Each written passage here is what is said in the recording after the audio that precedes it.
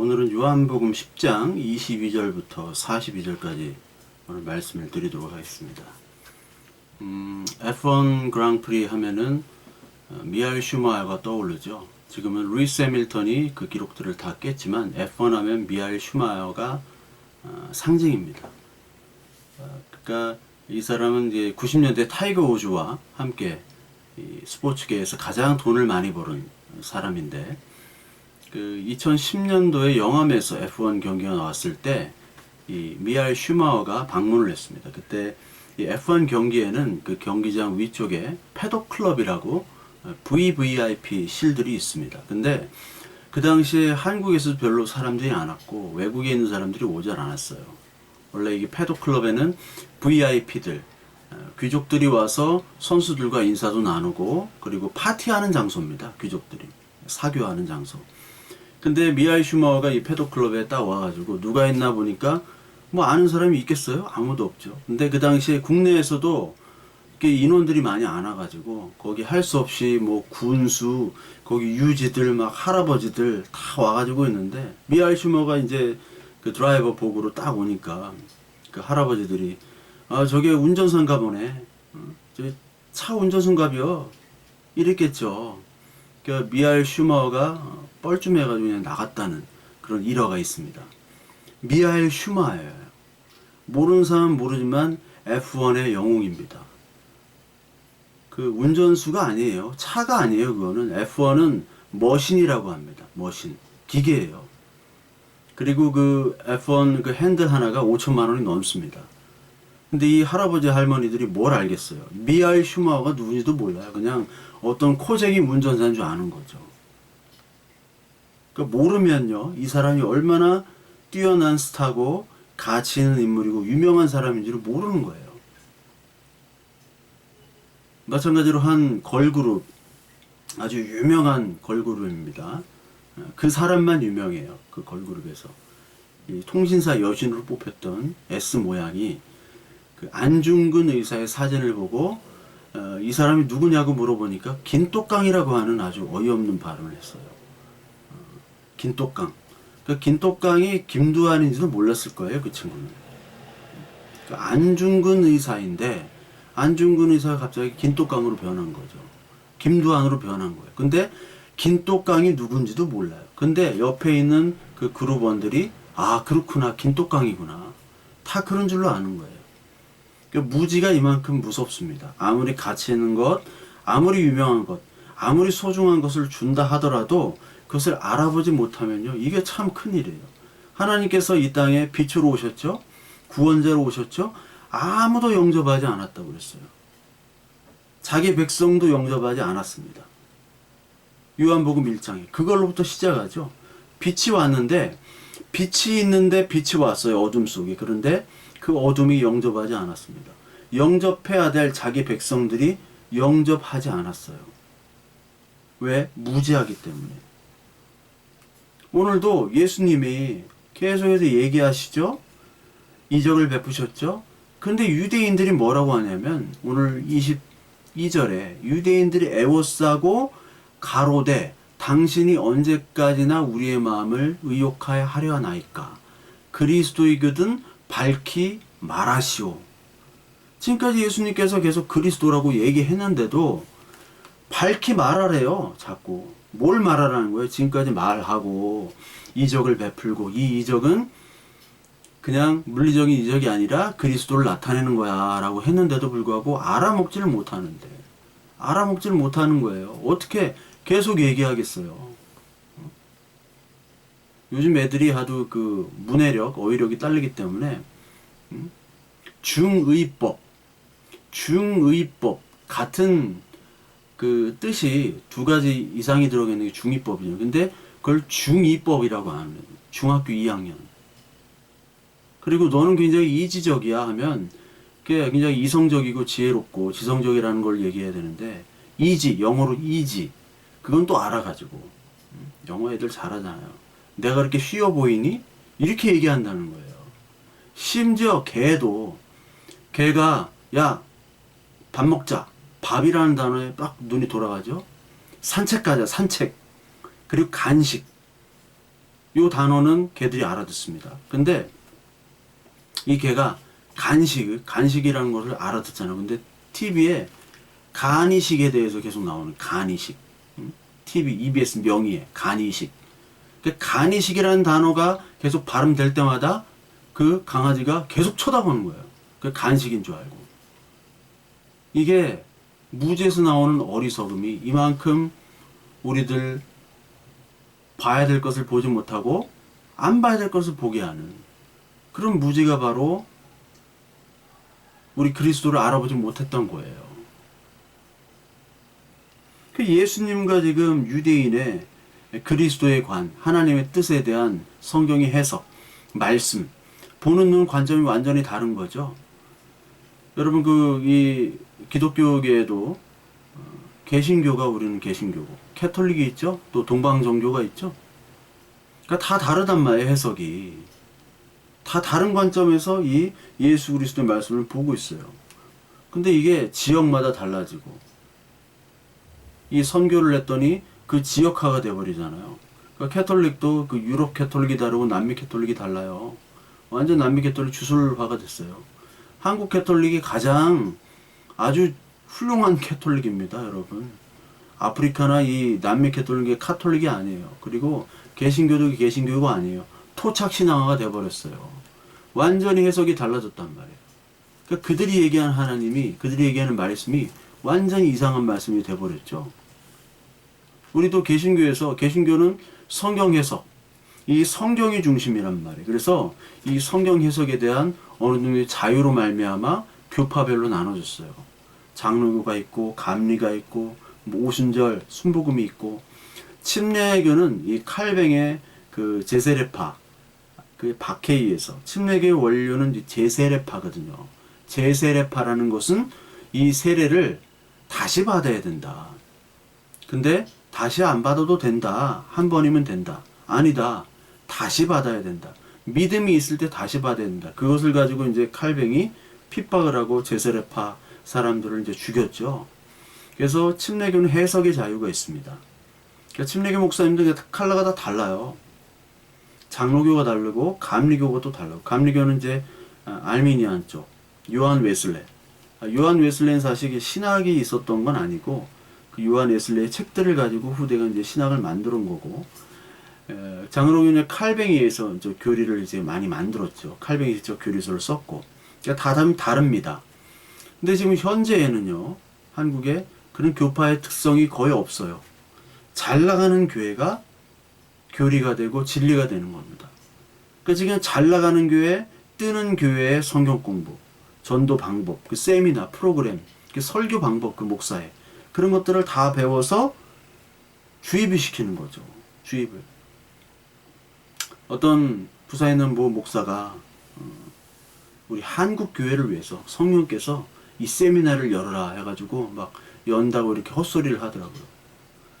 구라를 그렇게 뻔뻔하게 구라를 참 쳐야지 먹고 살아요. 성령께서 그런 가짜 세미나를 언제 열라고 하셨겠어요? 하나님께서. 그 성령이 아니라 그건 귀신의 음성이고 귀신의 음성도 아닐 거예요. 자기 생각, 자기의 거짓말을 그냥 성령으로 포장한 겁니다. 이런 일들이 너무나 비일비재하죠.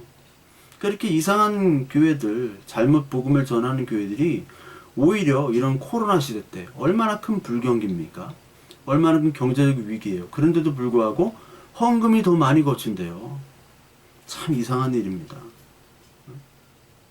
어떤 교회는 복음을 가르친다고 해도 점점 안 좋아지는데, 하여튼 복음과 관계없는 뭐 그냥 마귀의 음성을 얘기하는데 그런 교회는 더 잘 돼요.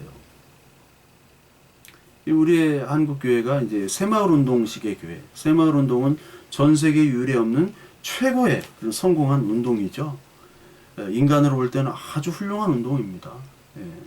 근데 교회의 새마을 운동이 와가지고 잘 살아보세. 이게 돼가지고 실제로 그렇게 돼버렸다는 거 여러분 다 아시죠?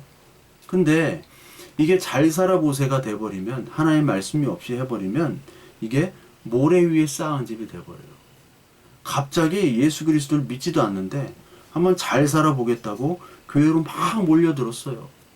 뭐 처음에 사실은 아무것도 모르고 사실 온 거죠. 근데 그 속에서 그리스도를 만나야 되는데 계속 끝까지 잘 살아보세요 가다 보니까 이게 사상누각이 되어버리는 거죠. 모래 위에 지은 집은 바람이 불고 비가 홍수가 치면 바로 무너지게 되어버리죠. 왜냐하면 그리스도 반석으로 지어지지 않았기 때문에. 그러니까 하나님 말씀과 분리된 건물만 커진 그런 예배당 교회는요, 자기들이 볼 때는 이게 하나님의 일이라고 하나님 영광이라고 보지만 하나님과 분리된 상태입니다.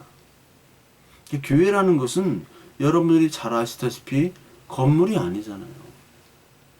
내가 교회가 되는 거고 내가 그리스도가 되는 것이고 내가 하나님 안에 들어가는 거고 그리스도의 말씀이 내 안에 들어가는 거잖아요.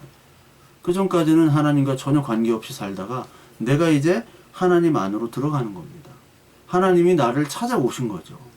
공격하신 거죠. 그래서 이제 하나님과 내가 이 말씀이 진리고 나와 하나님이 하나로 움직이는 거구나. 그걸 보여주셨던 분이 유일하게 그리스도예요. 예수 그리스도, 예수. 그 예수는 하나님의 뜻을 완벽하게 아시고 하나님의 말씀을 알 뿐만 아니라 그 말씀대로 행하셨던 분이죠. 유일한 모델이 바로 예수입니다. 그러니까 하나였던 그 모델. 그게 바로 옛날에 에덴 동산에 죄 짓기 전에 아담이었어요. 아담은 하나님과 하나가 돼가지고 하나님의 말씀대로 빚어지고 그리고 하나님의 말씀대로 순종했던 사람. 이 창조의 모든 세계, 동식물의 이름을 짓고 하나님의 명령에 따라 행동했던 그 아담. 하나님과 늘 소통했죠. 하나님의 음성을 들었던 사람이에요. 오늘 양과 목자의 비유처럼 목자인 하나님은 아담에게 얘기를 하시고 그 양인 아담은 그 목소리를 들었던 그 하나가 됨의 관계가 죄로 인해서 깨지게 되는 거죠. 하나님과 통했던 그 유일한 아담이 이제 하나님과 죄 이후에 어색한 사이가 된 겁니다. 어색하다는 것은 말이 막힌 거죠. 말이 막히게 된 거예요. 그래서 하나님께서 아담은 어디 있냐 하니까 숨잖아요. 어색한 사이가 되니까. 그 가운데 죄가 들어갔기 때문에 숨어버립니다.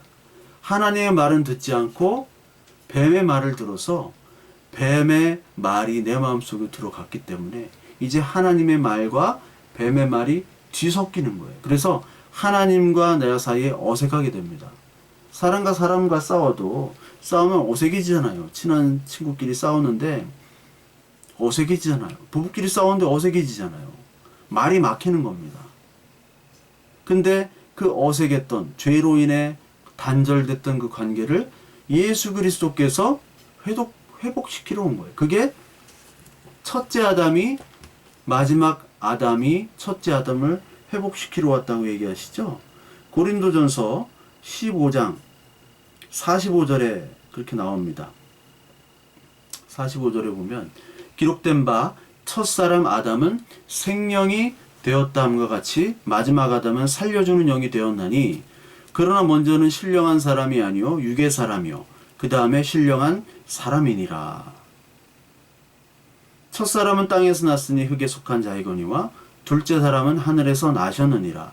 무릇 흙에 속한 자들은 저 흙에 속한 자와 같고 무릇 하늘에 속한 자들은 저 하늘에 속한 이와 같으니 우리가 흙에 속한 자의 형상을 입은 것 같이 또한 하늘에 속한 이의 형상을 입으리라. 이렇게 얘기하죠.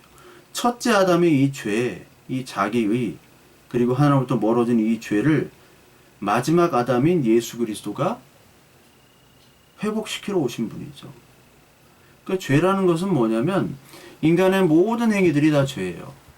그리스도가 없는 모든 행위. 아무리 선하다고 하는 것도 그리스도가 그 안에 없으면 인간이 볼 땐 선이지만 죄가 되는 것이죠. 그 인간의 선행과 업적, 이 모든 것들은 인간에게만 선이에요. 그리고 인간에게 이 모든 행위와 업적들은 사실 맨 마지막에 죽음 안에서는 아무것도 아닌 것이 되어버립니다. 이거를 일깨워야 돼요. 죽음이면은 아무것도 아닌, 죽음 앞에서는 아무것도 아니고 우리의 행위들은 사실 잊어버리게 됩니다. 우리가 아무리 어떤 행위를 쌓은다 하더라도 그 행위들은 다 지나가고 사라지고, 우리가 아무리 큰 뭐 건물을 졌다고 칩시다. 그 건물은 나중에 엔트로피 법칙에 의해서 다 무너지게 돼버리는 거예요. 영원하지 않습니다.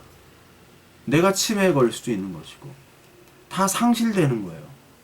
그러니까 그리스도와 그리스도의 말씀 말고 그리스도 빼고는 다 무의미한 것이라고 하나님께서 얘기하시고, 그 하나님의 세계를 너에게 보여주시는 거다.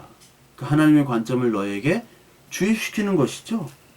그래서 이 하나님이 통치하는 하나님의 나라에서는 예수 그리스도만이 진리요 가치. 네 안에 예수가 있으면 그게 하나님의 자녀고, 없으면 하나님의 자녀가 아닌 거예요. 가치가 없어요. 아무리 훌륭한다 하더라도. 그래서 인간의 가치와 행위들을 이 예수님은 철저하게 배제시킵니다. 그래서 예수님이 십자가에 못 박혀 죽으신지를 여러분 잘 알고 계시죠. 오늘 나오는 수전절, 예루살렘의 수전절이 이르니 때는 겨울이라, 요 구절이 나옵니다. 제가 옛날에 신대원 시험 때 요게 가로로 나왔어요. 수전절이 이르니 때는 봄, 여름, 가을, 겨울 중 뭔가. 근데 제가 성경을 거의 모르고 시험을 봤던 사람이거든요. 성경을 읽어보지도 않고 시험 본 사람 저밖에 없을 거예요. 목회자 중에 저밖에 없을 겁니다.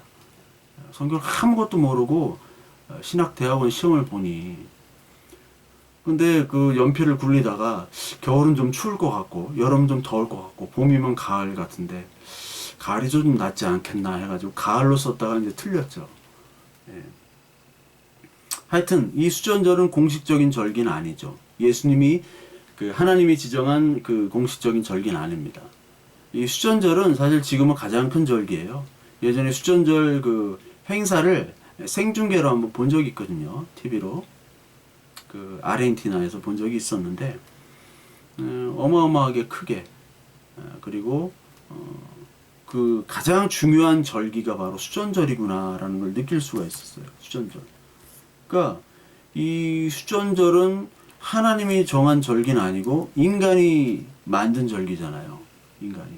이 수전절이 이제 하누카라고 하는데, 히브리 말로 이 하누카가 164년에 유다 마카비가 성전을 지켰고 회복시켰다는 그 의미에서 수전절을 지키기 시작했습니다. 그래서 그 전에 그 수전절의 배경은 그 당시 헬라, 이 성전을 헬라화를 시키기 위해서 그 유명한 왕 안티오쿠스 에피파네스 4세, 그 셀루키드 왕조의 그 에피파네스 4세가 할례도 못 시키게 하고, 그리고 안식일도 지키지 못하게 하고, 할례를 애들을 시키게 하면은요 부모를 죽여버렸어요. 애들 죽여버리고. 그리고 성전에다가 제사장이 아니라 제우스상과 거기에 돼지는 금기된 동물이잖아요. 돼지 우상을 세우고 그 피를 뿌리고 막 그랬단 말이에요. 그러니까 이 유대인들이 이제 반발을 해서 이거를 무찔러야겠다. 그래서 유다 마카비가 망치란 뜻이에요. 그 유다 마카비가 무혈로 그 군대를 무찌르고 정복을 한 거죠. 그러니까 인간의 힘과 무력으로 이 성전을 다시 회복시킨 거예요. 그러니 내가 이렇게 망치로 인간의 무력과 노력으로 승리한 것들 얼마나 큰 의미가 됩니까? 6월절, 초막절 이런 거는 잘 모르잖아요. 어떤 상징적인 거잖아요. 그런데 내가 무찔러서 이겼다. 여러분, 우리가 일제시대 때 미국에 의해서 해방된 것과 미국에 의해서 해방된 거잖아요. 우리가 뭐 한 게 없잖아요, 솔직히. 근데 만약에 우리 스스로 일본을 무력으로 무찔렀다 하면 그 의미가 더 크겠죠. 이건 뭐 완전 잔치죠. 그것과 틀리듯이 이 수전절은 우리가 노력과 힘으로 우리가 성전을 지키고 회복했다는 거예요. 그러니 얼마나 큰 의미가 됩니까? 그 탄압하는 정치 세력들이 있죠. 기독교를 탄압하는 정치 세력, 정권, 많은 사상들이 있습니다. 그들과 싸움이 반드시 필요합니다. 그런데 우리가 흔히 아는 뭐 이슬람, 동성애, 뭐 이런 것, 공산주의 있지만 사실 돈의 힘, 자본주의로 말미암아 이 교회의 말씀들이 다 피폐해졌죠. 과학주의 말미암아 필패해졌죠. 사회주의, 공산주의가 이 말씀을 바꿨죠. 페미니즘, 다원주의 여러 가지가 있습니다. 그것들과 우리는 싸워야 됩니다. 반드시. 그런데 우리가 또한 반드시 개혁해야 될 것은 무엇이냐면 바로 예수님은 그 당시에도 제자들도 마찬가지로 여러 제자들 SNF파도 있고 열심당도 있고 어부도 있고 다 생각이 다 달랐던 사람들이에요. 그런데 그 많은 사람들 속에서 예수 그리스도는 사회 개혁을 하러 오신 분이 아니었습니다. 그들과 싸움보다도 죄에서 자유함, 그리고 나로 인한 구원, 구속, 생명을 얻고자 하는 그 양들을 찾으러 오신 거예요. 그러니까 그 다양한 사상들을 가진 모든 유대인들이 예수님을 죽일 때 찬성을 했던 겁니다. 그러니까 여러분, 오늘 이 하노카, 수전절이라는 것은 그 유대주의에서 가장 중요한 거예요. 유대주의 구원이 뭡니까? 힘으로 구원하자는 거 아니에요? 그것이 세대주의 종말적 입장과 비슷해요. 무력으로 세계를 구원하자. 연약한 그리스도의 십자가를 의지하지 말고 무력으로. 사무엘 헌팅턴이 문명의 충돌에서 나온 것처럼 이슬람과 기독교의 마지막의 대결. 근데 이거를 세대주의자들은 이걸 인용을 해가지고 아마게돈 전쟁에 인용을 하잖아요. 이슬람과의 전쟁이다. 아마게돈. 중동 그 아랍 지역에서 마지막 전쟁이다. 준비하자. 백투 예루살렘. 유대인이 구원을 받아야 되고 휴거가 일어나고, 이게 다 세대주의 입장입니다. 유대인이 구원을 받아야 되고 유대인과 미국과 합쳐가지고 하나님의 선지자로서 이 세상을 구원하는 것. 그런 방식이에요. 힘으로 구원하는 방식입니다. 세대주의 입장이. 그리고 걔네들은 킹제임스 성경만 인정하기 때문에. 근데 또 번역본 우리나라 그 세대주의자들, 침례교 정모씨, 정모 목사, 번역본은 또 왜 봐 또? 그 킹제임스 버전만 인용을 하면요, 우리는 영국 사람으로 태어났어야 돼요. 영국 사람. 우리 한국 사람이잖아요. 영어 못하잖아요. 그게 뭐냐고요. 유대인을 구원받아야 돼요. 성경에 나오는데요, 표면적인 유대인과 마음의 할례를 받은 내면적인 유대인, 표면적인 혈통주의를 주장하잖아요. 그건 성경과 반대되는 거거든요. 즉 예수 그리스도 하나님께 영광이 아니라 인간의 힘과 인간의 노력과 인간의 무력을 의지하는 거거든요. 이거 잘못된 겁니다. 그 아마게돈 전쟁을 그렇게 설명을 해요. 근데 많은 사람들이 거기에 막 열광을 하고요. 그 하나밖에 모르는 사람들, 책 한 권 읽은 사람들, 이 사람들이 엄청나게 위험한 사람들이에요. 책 한 권 읽고 목소리 크고 생긴 것도 좀 목사처럼 생기면 인기가 많습니다. 제가 얘기하면 저기 모르는 사람은 스님이야 뭐야. 두 권 쓰고요. 이렇게 다니면 알카에다인 줄 알아요. 어떤 분은. 그 인간은 외모를 보거든요. 인간은 그 세력을 보거든요. 그 대형교회 목사가 열심히 얘기를 하고 그 온화한 모습 속에서 그렇게 조리 있게 또박또박 얘기하는데, 근데 마귀들이 그런 음성을 많이 얘기해요. 또박또박 논리적이고 아주 설득력 있게 인간의 노력과 능력을 얘기하는 잘못된 구원관입니다. 수전절은 성전을 지키고 회복, 인간의 무력에 의해서 수전이 되는 게 아니에요. 성전을 지키는 게 아니라 성전, 건물 성전이 아니라 이 건물 성전은, 그리고 제사, 절기들은 다 폐해지는 거죠. 예수 그리스도의 실체의 성전으로 없어지는 거예요. 그러니까 그리스도가 세워지고 그리스도가 진리 되신 그리스도가 우리 한 명 한 명에게 교회로 만드시는 거예요. 그리고 양들을 교회로 만드시고 교회로 성전이 세워지는 거지. 이게 어떻게 건물을 지킨다고 이게 수전절입니까? 말이 안 되는 거죠. 예수 그리스도의 구속을 헛되이 돌리는 겁니다. 인간에게 영광을 돌리는 거잖아요. 그러니까 하나님의 말씀이 구약부터 신약에 이렇게 자세히 분명히 말씀을 했음에도 불구하고 이 어리석은 사람들은 이 간단한 진리도 몰라요. 개만도 못한 거예요. 걔들은 간식이라면 알아듣잖아.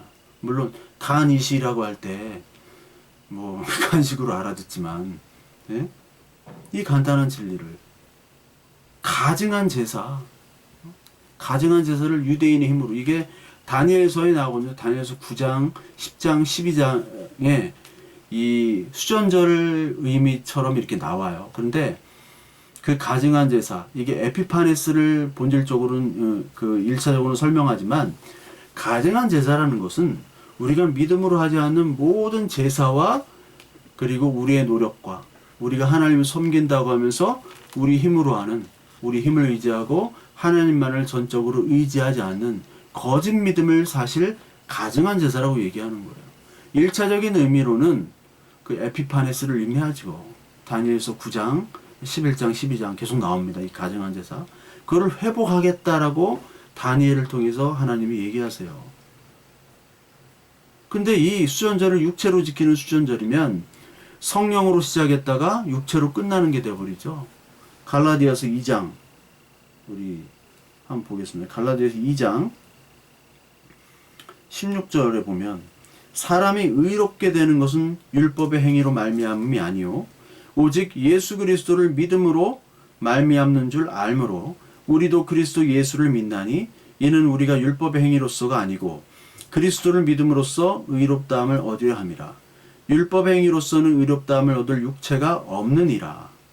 만일 우리가 그리스도 안에서 의롭게 되려 하다 죄인으로 드러나면 그리스도께서 죄를 짓게 하는 자냐? 결코 그럴 수 없느니라. 만일 헐었던 것을 다시 세우면 내가 나를 범법자로 만드는 것이냐?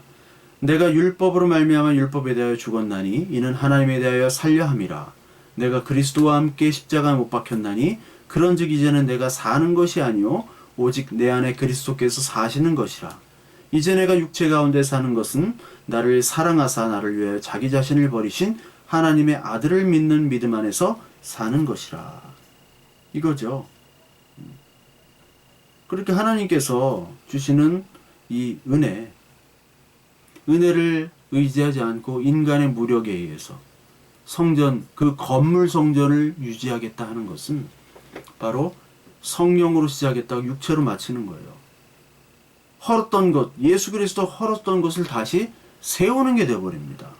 그리고 나를 범법한 자, 이 바울을 범법한 자로 만드는 거예요. 그 건물 성전, 건물, 물질, 이거에 이 인간들은 환장합니다. 많은 사람들이 공산주의가 막 물질주의다, 유물론이다 그런데 기독교가 너무 유물론이에요. 후기 공산주의, 그 후기 공산주의 프랑크푸르트 학파 이후로부터는요, 여러분, 이 공산주의는 유물론이 아닙니다. 정신지배예요, 정신지배. 하부구조 아니 상부구조. 그래서 많은 좌파들이 옛날에 막 저기로 들어갔거든요. 노동하러 들어가고 뭐 구로공단 들어가고 미싱하고 그랬잖아요. 정의당 누구의 심상정 이런 사람들, 뭐 유시민 이런 사람들 그 막 들어가고 일하고 보일러 공하고 철공소 가고. 그런데 아니다. 그렇게는 안 된다. 안토니오 그람시 그리고 후기 마르크스주의 이후로부터는 그래가지고는 안 되고 교육계로 들어가야 되고 정신, 소설, 예술계로 다 들어가야 된다. 그쪽으로 다 들어가서 정신을 지배해야 된다. 이제 유물론이 아닙니다.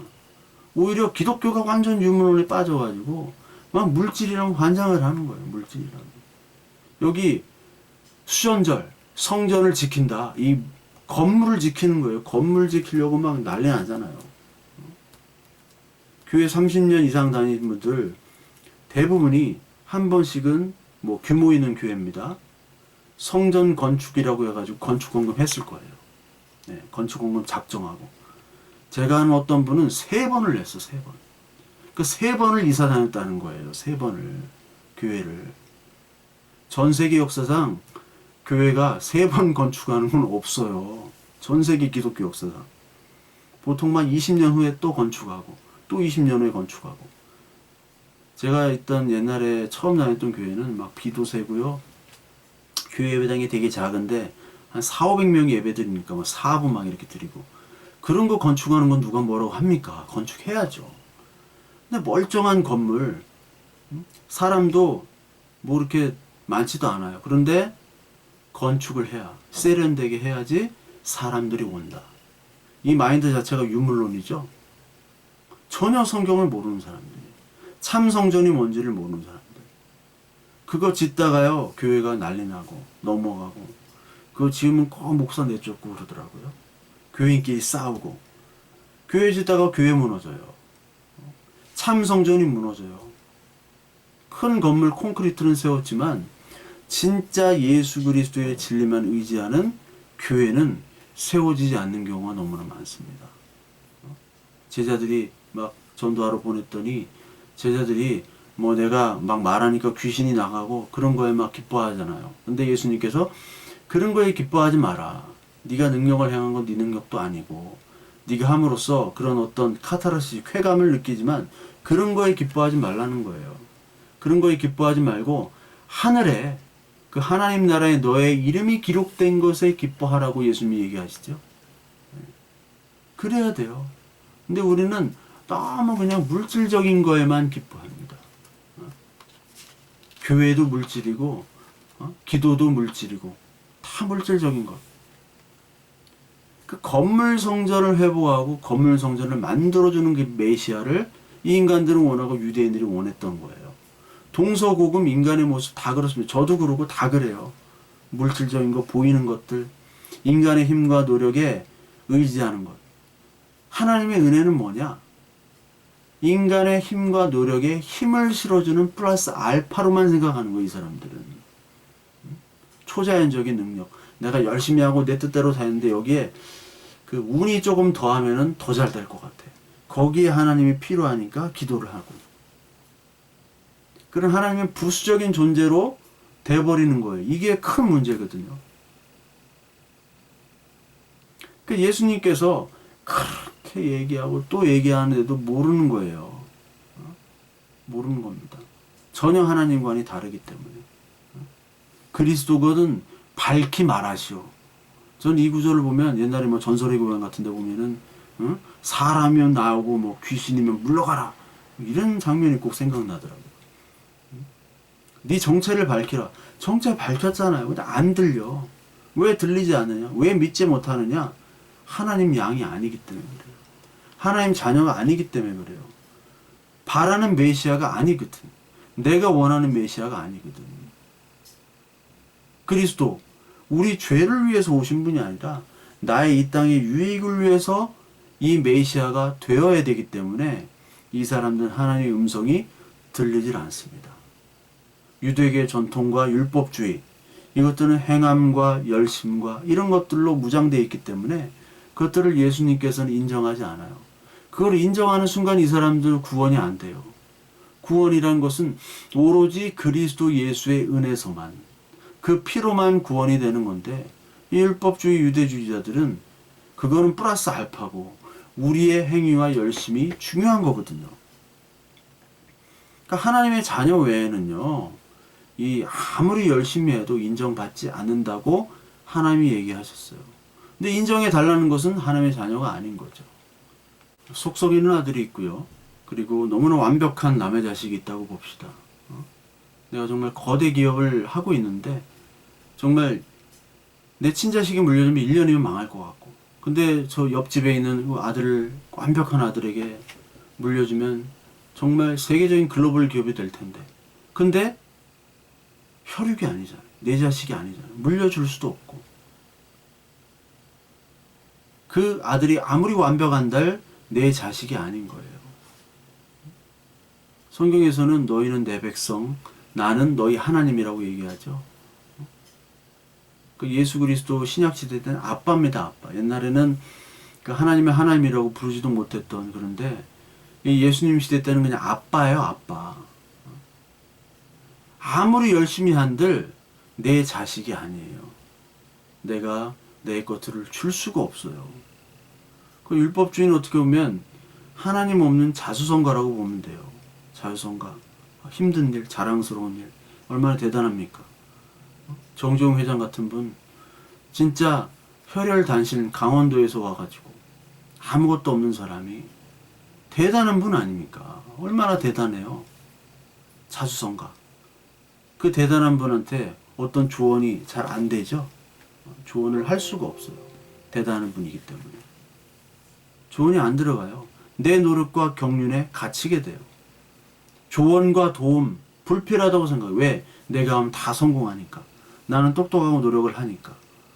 근데 재벌가의 무능한 자녀들, 뭐 재벌 3세 이상 넘어가면 진짜 무능해집니다. 태어나자마자 다 가진 거기 때문에 뭐 공부도 뭐 열심도 없고 노력도 별로 안. 그러니까 마약들을 그렇게 많이 하잖아요. 마약 사건, 재벌들, 자녀들 얼마나 많습니까? 근데 이 사람들이 오히려 어떻게 보면 가능성이 있어요. 왜? 나는 무능하고 원래부터 죄인이고 쾌락, 도박, 물란 이런 것들에 많이 빠졌던 죄인으로 인식할 경우가 많아요. 더 쉽습니다. 자수성가한 사람들보다. 왜? 자기의 무능함을 아니까 솔직히. 근데 자수성가한 사람 너무나 유능해요. 살기 위해서 엄청난 노력을 했던 사람들입니다. 그러니까 하나님께서는 어떻게 보면은 이 율법주의의 그 열심들이 열심은 좋지만 그 열심이 하나님을 믿는데 방해가 돼요. 하나님의 은혜를 가입하는데 이 사람들이 받아들이지를 않는 거예요. 그 율법주의, 특히 이제 돌아온 탕자를 보십시오.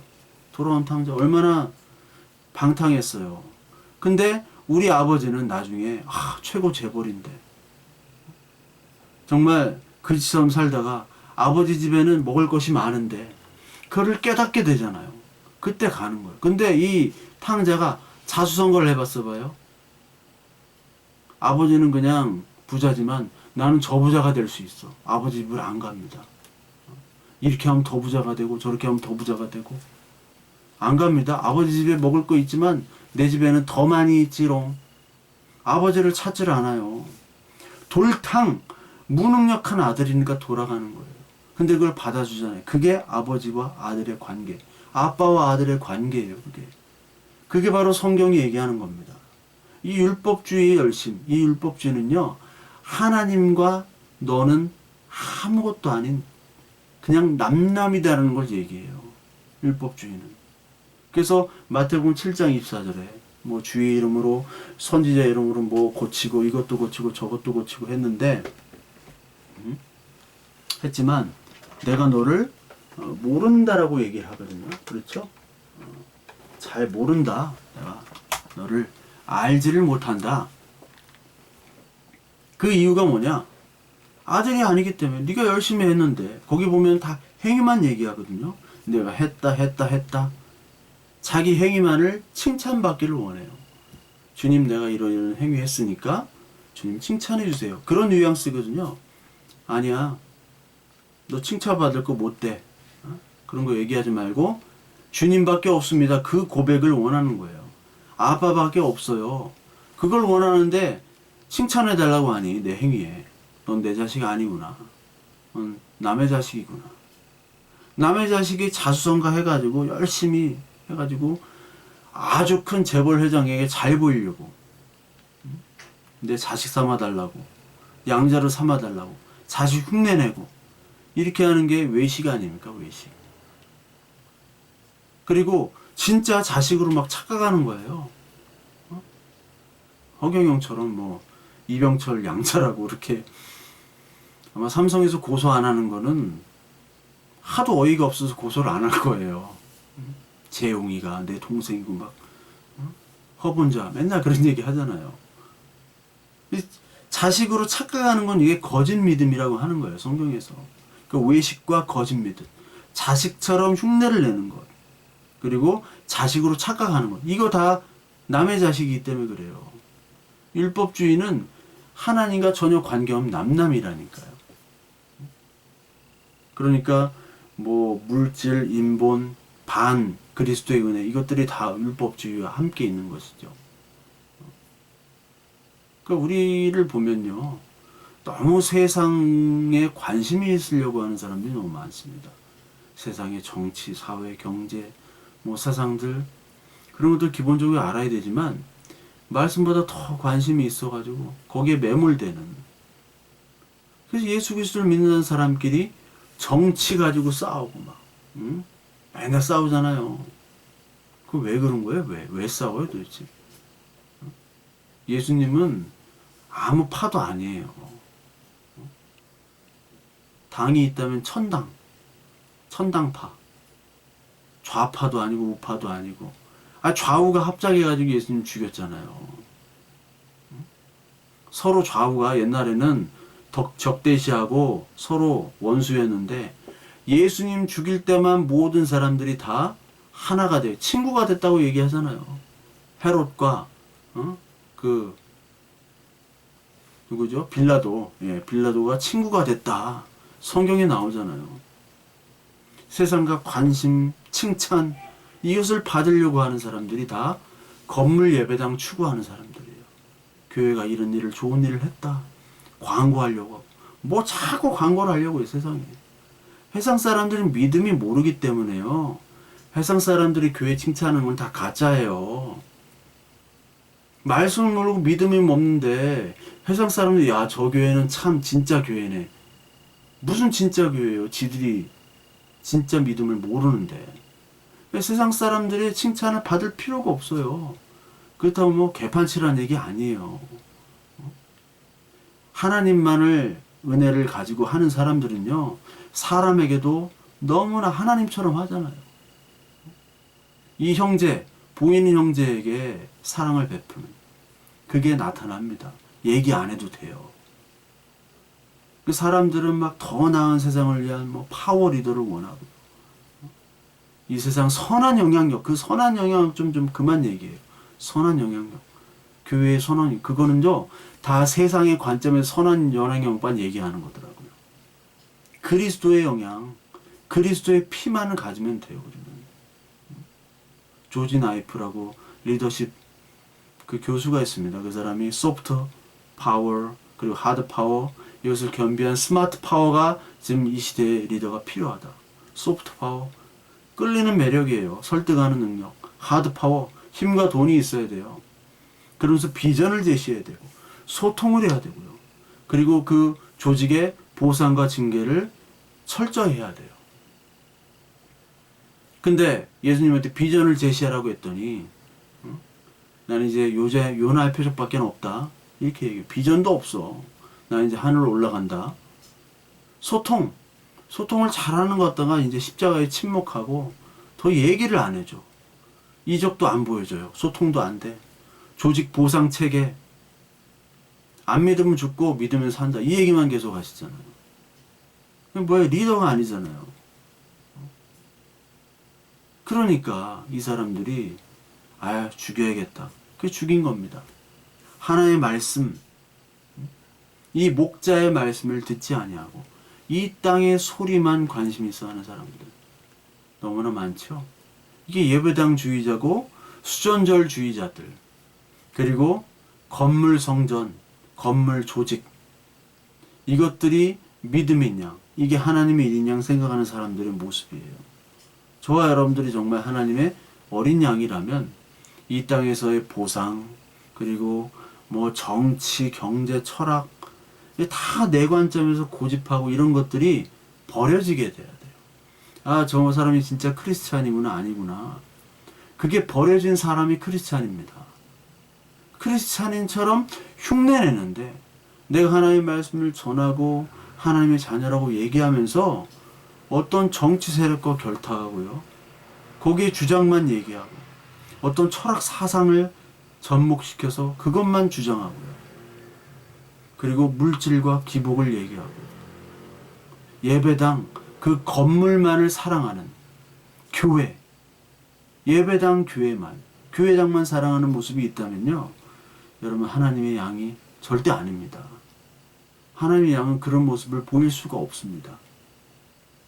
그거로부터 멀어지게 되고요, 별 관심이 없어져요. 오직 그리스도, 그리고 하나님의 나라, 그리고 이 땅에서의 죽음 안에서 우리의 모든 행위와 우리의 업적들은 하나님의 나라에서는 가치가 없다는 걸 깨달아야 돼요. 지금 내가 했던 일, 10년 전에 했던 일, 뭐 그 큰 가치가 있나요? 여러분 책들 많이 보잖아요. 죽기 전에 후회하는 것들, 뭐 책으로 나오고. 죽기 전에, 내가 뭐 돈을 더 많이 벌고, 뭐를 더 했어야 되고, 이런 사람 한 명도 없다고요. 의사들이 얘기해, 한 명도 없었다고. 임종을 지켜본 의사가 한 명도 없었다. 그러니까 내가 했던 업적들, 내가 했던 모든 일들, 자랑거리들은 죽음 앞에서는 아무것도 아닌 거예요. 아무것도 아닌 것들을 위해서 이 땅에서 우리의 인생을 갉아먹고 열심히 더해라 더해라, 교회에서도 봉사하고 일하고 열심히 해라. 그러나 예수 그리스도의 그 본질적인 의미는 알지 못하게 하는 마귀의 음성들을 자꾸 쫓아가는 겁니다. 그런 메시아, 그런 가짜 메시아를 기다리는 사람들이 너무나 많아요. 오늘날 살고 있는 저와 여러분들도 그런 미혹으로 늘 빠져드는 건 아닌지 우리가 늘 살펴봐야 됩니다. 그런 메시아 우리는 필요도 없고, 그런 가짜 메시아를 기다려서도 안 됩니다. 세상의 것들이 다 이제 죽어야 되고, 뭐 다 어떻게 죽습니까? 하나씩 이제 정리를 하나님이 해주시는 걸 우리가 기도를 해야 되고요. 그리고 그리스도로 거듭나는 그런 신자, 그런 성도, 그런 양, 그런 교회가 되기를 오늘도 주님 앞에 그리스도의 이름으로 기도를 한 저와 여러분 되게 바랍니다.